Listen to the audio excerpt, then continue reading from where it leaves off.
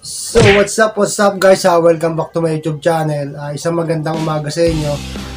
Today, share ko sa inyo ang mga klase ng birdcage na madalas binibenta sa market dito sa Pilipinas at normally sizes nito.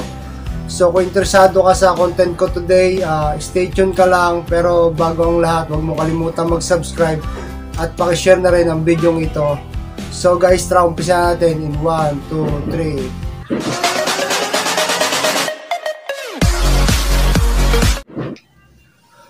So yun na nga, welcome back to my YouTube channel. Unahin muna natin yung gauge ng wire niya, kung kaano laki yung wire niya. So normally, ang sizes ng wire nila 14 tsaka 16 ang madalas gamitin sa mga bird cage. So yung 16 medyo manipis, mas bumababa ang number, mas kumakapal siya. Yung 14 mas makapal. So ang pangalawa, ang kukunin natin na weight, ang kukunin natin na size, yung height bago width, bago yung length. Kasi may nagkakaroon ng kalituhan kasi sa mga sukat ng mga sa mga sineshare nila diyan sa mga wala naman ako pinapatamaan, pero siyempre malilito yung mga lalo na sa mga baguhan. So simulan na natin. Ang una natin sa listahan yung carrier cage na sinasabi. So normally ng sizes ng carrier cage 5x10x5. Pero may gumagawa niyan 5x8x5. Yun yung normally sizes ng carrier cage. Sa ibon lang po yan Baka iba rin po kasi yung mga sukat sa aso, sa mga pusa, iba yun Pero ang pinag-uusapan natin dito yung cage ng ibon. So guys, diretso tayo sa pangalawa, yung tinatawag na CPU type cage. Ang CPU type cage, normally size niyan 12x17x17. Pero may gumagawa niyan 13x17x17.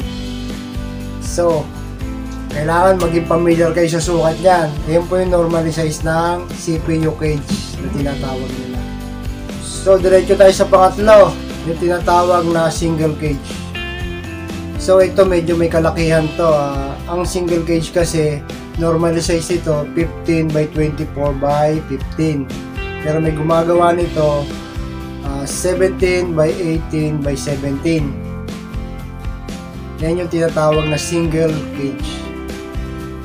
So sunod tayo sa pangapat.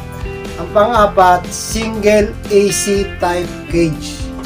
Yung single AC type cage ay yung tinatawag na air conditioning, kaya AC, air conditioning.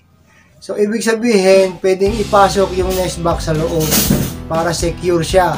So normal size nito ay 15x24x15. Pero may gumagawa nito 17x30x17. Ay yung tinatawag na single AC type cage. So lipat tayo sa panglima. So, punta naman tayo sa double AC type cage with removable divider. So, normally sizes nito ay 17x30x18. So, may gumagawa pa nito, ibang size naman, 17x30x17. Yan yung tinatawag na double AC type cage. So, sunod tayo sa pang-anim.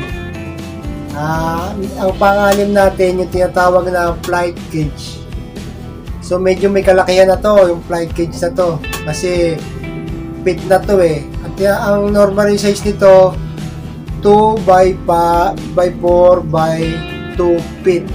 Bitin ko 2 feet by 4 feet by 2 feet. So yung 2 feet niya, yung patayo, yung width niya, yung 4 feet, yung length niya 2 feet. So guys, yan yung tinatawag na flight cage. So, sunod tayo sa pang-pito. So, yun na nga, nasa pang-pitong listahan na tayo. Ito yung tinatawag na collapsible double cage. So, normally size nito, ang mga double cage ay ganun din. Tulad ng sinabi ko kanina, 17x30x18. So, kaya tinawag na collapsible, ibig sabihin, pwede siyang itupi, pwede siyang mabaklas, pwede siyang matanggal. Ayan yung tinatawag na collapsible. So, diretso tayo sa pang-8. So guys, yung pangwalo sa listahan natin medyo medyo bihira lang ang gumagawa, tsaka hindi natin madalas ito makita sa mga pet shop kasi hindi naman siya ganun mabenta. So ang pangwalo sa listahan natin yung tinatawag na double carrier with removable divider and poop tray. Yan. So pag nakakita kayo niyan, normal size niyan 5 by 10 by 10. Ayan po yung pangwalo natin sa listahan. So punta tayo po sa pangsyam. Yan. Yung pangsyam naman natin, yung tinatawag na triple AC type cage. Yan, medyo may kalakihan yan. Yan triple. Ayan. With removable divider din yan, tsaka poop tray. So guys, ang normal size niyan is 17, 30, tsaka 19. So ayan na po yung triple cage. So ang pang-sampu naman natin, yung tinatawag na DIY cage. So guys, yung pang-sampu natin ay bahala na po kayo dyan kung anong size ang pwedeng gawin dyan. Depende na rin sa mga breeder ng ibon sa mag-aalaga.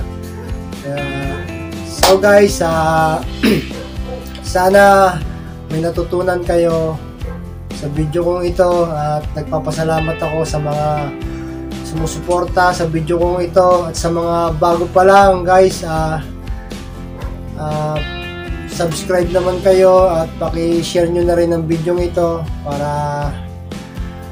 ma-share natin sa ibang hindi pa nakakaalam, lalong-lalo na sa mga baguhan pa lang na mag-iibon. So guys, maraming salamat sa inyo. Happy Sunday!